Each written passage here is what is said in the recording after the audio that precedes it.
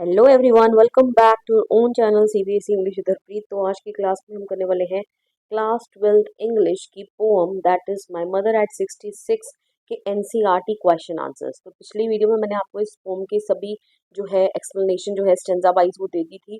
अगर अभी तक आपने वो वीडियो नहीं देखा है तो एक बार आप वो देख कर आइए ताकि आपको एनसीईआरटी क्वेश्चन आंसर्स को समझने में बिल्कुल भी दिक्कत ना हो। तो चलिए फटाफट से स्टार्ट कर देते हैं।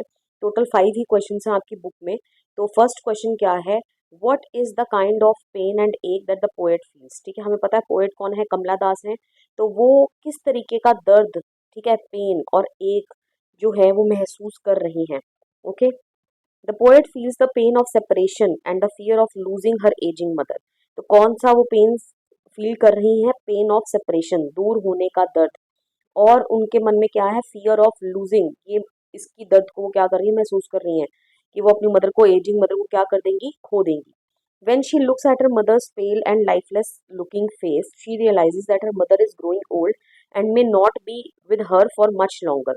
जब वो अपनी मदर के पेल पीले पड़े हुए लाइफलेस चेहरे को देखती है, तब वो उनको इस चीज़ का रियलाइजेशन होता है कि उनकी मदर जो है वो उम्र में बड़ी हो रही हैं और हो सकता है कि वो अब ज़्यादा ना जिए। This brings back her childhood fear of losing her mother. ठीक है, तो ये देखकर अपनी मदर के वैन कलरलेस पेल चेहरे को देखकर उनको उनका जो चाइल्डहुड फियर है, बचपन का फियर था अपनी माँ को खो देने का, वो वापस आ जाता है। ओके, चलिए नेक्स्ट क्वेश्चन की ओर बढ़ते हैं। Why are the young trees described as sprinting. जो यंग ट्रीज हैं उनके लिए वर्ड यूज हुआ है स्प्रिंटिंग। स्प्रिंटिंग मतलब दौड़ना। तो उनको स्प्रिंटिंग करते हुए क्यों दिखाया गया है यहाँ पे। The sprinting trees appears to be running because, आगे ना स्प्रिंटिंग ट्रीज का हमने मीनिंग दिखा दिया। यंग ट्रीज के लिए स्प्रिंटिंग वर्ड यूज किया है और इसका मतलब है रनिंग। ये ट्रीज दौड़ते नजर आ रहे हैं because the poet is looking at them from a moving car. क्योंकि पोएट उनको चलती हुई गाड़ी में से बाहर देख रही है, और आपको पता ही है जब हम चलती हुई गाड़ी में से पेड़ों को बाहर देखते हैं तो पेड़ जो है ऑपोजिट डायरेक्शन में भागते हुए नजर आते हैं, जबकि हमें पता है, ये तो क्लैरिटी है हमें, कि पेड़ जो होते हैं वो स्टैटिक होते हैं, वो मूव नहीं कर सकते। लेकिन दो, अगर हम गाड़ी में बैठे हैं तो हम अगर आगे की ओर जा रहे हैं तो पेड़ हमें पीछे की ओर तेजी से भागते हुए नजर आते हैं। They also symbolise the fast passage of time. तो ये किस चीज का प्रतीक है, सिंबल है। जो पेड़ दौड़ते हुए नजर आ रहे हैं ना, फास्ट पैसेज ऑफ टाइम, ठीक है, कि जो टाइम है वो कितनी जल्दी क्या हो जाता है, बीत जाता है। And the energy of youth, ये जो यूथ में, जवानी में जो हमारे अंदर एनर्जी होती है वो बहुत जल्दी क्या होती है, बीत जाती है। Okay, this lively movement is in contrast to the poet's old and weak mother. तो इन इसको जानबूझ के पोएट ने यहाँ पे यूज करा है। क्यों? क्योंकि ये मूवमेंट काफी लाइवली है ट्रीज की।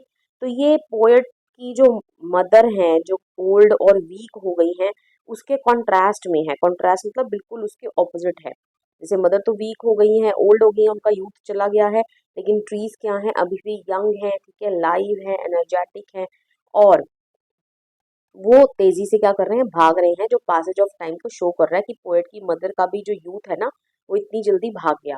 Who sits quietly inside the car and looks almost lifeless. जो क्या है, कार के अंदर बैठी हुई हैं, ठीक है, क्वाइटली, बिना आवाज के, एंड ऑलमोस्ट कैसी लग रही है, लाइफलेस लग रही है, जैसे उनमें कोई जान ही ना हो। चलिए नेक्स्ट क्वेश्चन की ओर बढ़ते हैं। Why has the poet brought in the image of the merry children spilling out of their Holmes.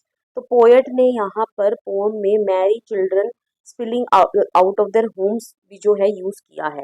जैसे उसने यंग ट्रीज प्रिंटिंग यूज किया ना, तो ऐसी मैरी चिल्ड्रन, मैरी मतलब जो बच्चे खुश हैं। क्यों? क्योंकि वो अपने घरों से क्या है, बाहर निकल रहे हैं।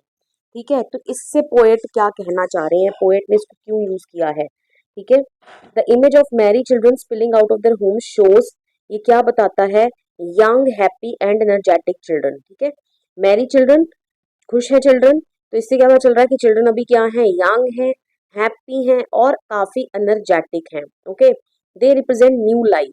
तो ये किस चीज का प्रतीक है, खुश हुए बच्चे जो घरों से बाहर निकल रहे हैं, ये न्यू लाइफ का प्रतीक है, जॉय का प्रतीक है, एंड यूथ का प्रतीक है। ओके, यही सब चीजें आप लिख कर आओगे। This is in contrast to poet's old age and ageing mother. बिल्कुल वही, जैसे यंग ट्रीज जो थे वो कॉन्ट्रास्ट में थे ना, बिल्कुल ऑपोजिट थे पोएट की ओल्ड एंड एजिंग मदर के। तो सिमिलरली ये जो बच्चे हैं ये भी बिल्कुल विपरीत हैं पोएट की ओल्ड एंड एजिंग मदर के। ठीक है, who represent old age and end of life. जबकि पोएट की मदर क्या नजर आ रही है, ओल्ड एज रिप्रेजेंट कर रही है, क्योंकि उनका चेहरा जो है वो पीला पड़ा हुआ है। ठीक है, वैन है, और मोर लाइक कैसे है, एशन उन्होंने एक्सप्लेन किया है कि एशन मतलब ये कॉर्प्स की तरह लग रहा है, राइट। तो ये एंड ऑफ लाइफ जो है बता रही है, उनके मदर के चेहरे से क्या पता चल रहा है, एंड ऑफ लाइफ। जबकि ये क्या है, ये काफी यंग है, हैप्पी है और एनर्जेटिक है, और अभी तो इनके आगे काफी दुनिया देखने वाली पड़ी है। Okay, this contrast shows that life moves from youth to old age which is a natural but painful part of life. तो इससे हमें ये भी पता चलता है कि जो ये लाइफ है ना हमारी, ये ऐसे हमारे यूथ से जवानी से ओल्ड एज की ओर बढ़ती जाती है, ठीक है, जो कि एक नेचुरल पार्ट है, सबके साथ ऐसा होना ही है, लेकिन ये पेनफुल पार्ट है लाइफ का। Nobody can avoid getting old. कोई भी बूढ़े होना अवॉइड नहीं कर सकता। Once you have taken birth, तो आप उम्र में बड़े होते रहोगे, और जैसे जैसे आप उम्र में बड़े होते होगे you will pass through various ages stages of life, और एंड में फाइनली आप ओल्ड एज में जा पहुंचोगे जहां पर आप बिल्कुल भी लाइवली नहीं रहोगे, अनर्जेटिक हो जाओगे, ठीक है, आप क्या हो जाओगे, वीक हो जाओगे, पेल हो जाओगे, और क्या रिप्रेजेंट करोगे, एंड ऑफ लाइफ। ऑलराइट, चलिए आगे। Why has the mother been compare to the late winter's moon, ठीक है, ये मैंने आपको जब एक्सप्लेनेशन कराया था तो बहुत अच्छे से समझाया था। जिन बच्चों ने वो वीडियो देखा था तो वो वीडियो को देख कर ही इस आंसर को लिख देंगे, ठीक है। क्या था बच्चे, वो बोल रहे हैं कि पोएट ने, कमला दास ने अपनी मदर को लेट विंटर मून के साथ क्यों कंपेयर किया है। सबसे पहले लेट विंटर मून समझ लो। लेट विंटर का मतलब क्या होता है, विंटर मतलब समझ गए सर्दी। जब सर्दी में देर रात को मून जो है निकलता है, चंद्रमा जो है आसमान में निकलता है, तो उसको क्लाउड्स जो हैं वो ढक लेते हैं। तो जो हमें खूबसूरती चंद्रमा की समर के दिनों में देखने को मिलती है ना, वैसी खूबसूरती हमें चंद्रमा की विंटर्स के सीजन में नहीं देखने को मिलती।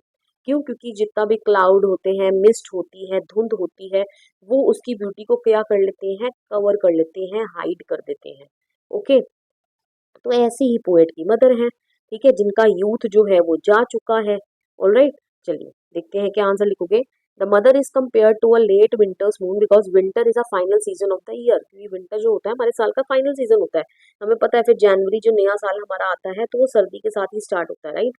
और ये फाइनल जो एंड का जो हमारा महीना होता है दिसंबर, वो भी फाइनल ईयर ही होता है, फाइनल सीजन ही होता है ईयर का, राइट, क्योंकि उसके बाद तो फिर बसंत ऋतु आ जाती है, स्प्रिंग आ जाता है।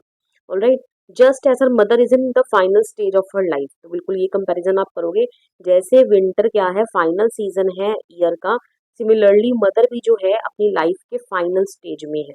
Okay, the late winter moon looks pale dull and weak, तो लेट विंटर मून कैसा नजर आता है, पेल नजर आता है, धुंधला पीला, ठीक है, डल, उसकी कोई ब्राइटनेस नहीं होती, और काफी वीक जो है उसकी इमेज जो है हमें नजर आती है, which is similar to mother's pale and colourless face, जो कि मदर के पेल, पीले और कलरलेस चेहरे से क्या है, बहुत सिमिलर है। This comparison shows her old age and loss of energy, तो ये कंपैरिजन क्या दिखाता है, शोज ओल्ड एज, उसकी मदर की ओल्ड एज को झलका रहा है, एंड लॉस ऑफ एनर्जी को झलका रहा है। ओके, अगर आपने थोड़ा सा और अच्छा एक्सप्लेनेशन लिखना है तो जो मैंने आपको पार्ट करवाया था एक्सप्लेनेशन के वक्त, वो यहाँ पर आप लिख सकते हैं, जो कि ये रहा, देखिए, ये आप लिख देंगे। This is the part I am reading it out for you. She describes her mother as wan, colorless, and pale. She compares her to the late winter's moon, just as the moon is in last winter.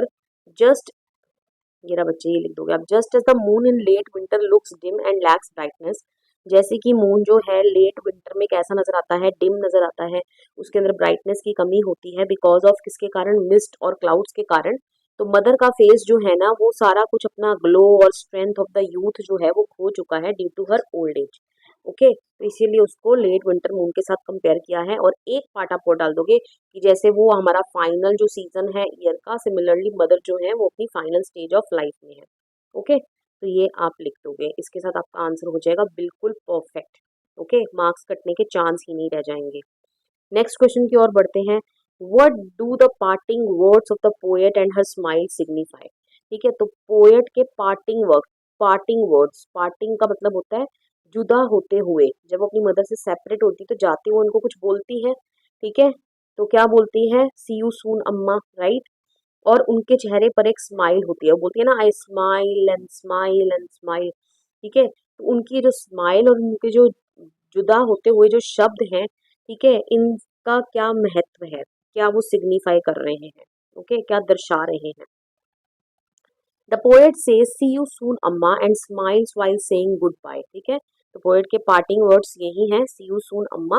ठीक है, ये एक hope झलका रहा है कि उनको कहीं ना कहीं मन के अंदर तो उनको डर है कि मदर जो है उम्र में बड़ी हो रही है, तो क्या पता वो अपनी मदर को जो है नेक्स्ट टाइम मिल भी पाती हैं कि नहीं, बट फिर भी वो होप के साथ, ठीक है, होप झलकाते हुए यही कहती हैं कि सी यू सून अम्मा। ठीक है, कि मैं आपको बहुत जल्द क्या करूंगी, मिलूंगी, और स्माइल होती है उनके चेहरे में। Her words and smile show that she is trying to hide her fear, sadness and anxiety from her mother. ठीक है, तो अपने जो वर्ड्स हैं और जो उनकी स्माइल है उनके चेहरे पर, उससे साफ साफ हमें ये पता चलता है कि वो अपने जो फियर है, दर्द है, ठीक है, जिनको फियर मतलब जो उनको डर लग रहा है, ठीक है, जो उनके अंदर उदासी है, जो उनके अंदर एंग्जाइटी का मतलब वरीड है, वो काफी फिक्र में है, टेंशन में है, तो वो अपनी फिक्र को, अपनी उदासी को, अपने डर को क्या करने की कोशिश कर रही है, अपनी माँ से छुपाने की कोशिश कर रही है। Okay, she does not want to make her mother worried, वो अपनी मदर को टेंशन में नहीं डालना चाहती। So she reassures her mother that they will meet again soon, इसीलिए वो अपनी मदर को एक बारी आश्वासन दिलाती है अपने शब्दों से, ये कहकर कि वो दोबारा मिलेंगे। At the same time, the repeated smile reveals the poet's inner pain and fear of separation. और उसी दौरान सेम वक्त जो उनके चेहरे पर एक रिपीटेड स्माइल है, लिखा ना, आई smile and smile and smile, ये क्या एम्फेसाइज कर रहा है कि पोएट जो है, जो अपने इनर पेन को, जिनके अंदर दबे हुए पेन को और फियर ऑफ सेपरेशन को झलका रहा है, जिसको वो अपनी स्माइल से हाइड करने की कोशिश कर रही है। तो her smile was like a mask, ठीक है, to hide her inner pain and fear of separation. तो जो उनका जो स्माइल है वो एक मास्क की तरह है। ठीक है, तो अगर आप यहाँ पर, जब मैंने आपको एक्सप्लेनेशन कराया था, तो यहाँ पर मैंने आपको लगाया लिखवाया था, तो आप ये लिखकर आ सकते हैं, क्योंकि इससे आपके स्कोरिंग के चांसेस बहुत अच्छे हो जाएंगे। देखिए यहाँ पर लिखा है, The poet ends by saying she smiled and smiled and smiled. This repetition shows that her smile is a mask to hide her tears. ये जो स्माइल है ना, ये उनकी एक मास्क की तरह है, जो उनके टीयर्स को क्या कर रही है, छुपाने के लिए है। And her fear of never seeing her mother again, और जो उनके अंदर एक डर है कि वो अपनी माँ को अब फिर कभी नहीं देख पाएंगी, कि उनकी माँ जो है वो चल बसेगी, तो इस फियर को भी क्या कर रहा है, वो हाइड कर रहा है। ओके, तो एक मास्क की तरह ये आप लिख कर आओगे तो आपको नंबर बहुत अच्छे मिलेंगे। ओके, आई होप सो अब आपको ये जो चैप्टर है इसके क्वेश्चन आंसर जो है बिल्कुल क्लियर हो गए हैं। With this I come to end of this videos explanation. बच्चे, वीडियो पसंद आया हो, वीडियो को लाइक करिए, शेयर करिए, कमेंट करके बताइए वीडियो को कैसा लगा, and please don't forget to subscribe your own channel CBSE English with Harpreet. मिलते हैं नेक्स्ट वीडियो में, till then bye bye and take care of yourself.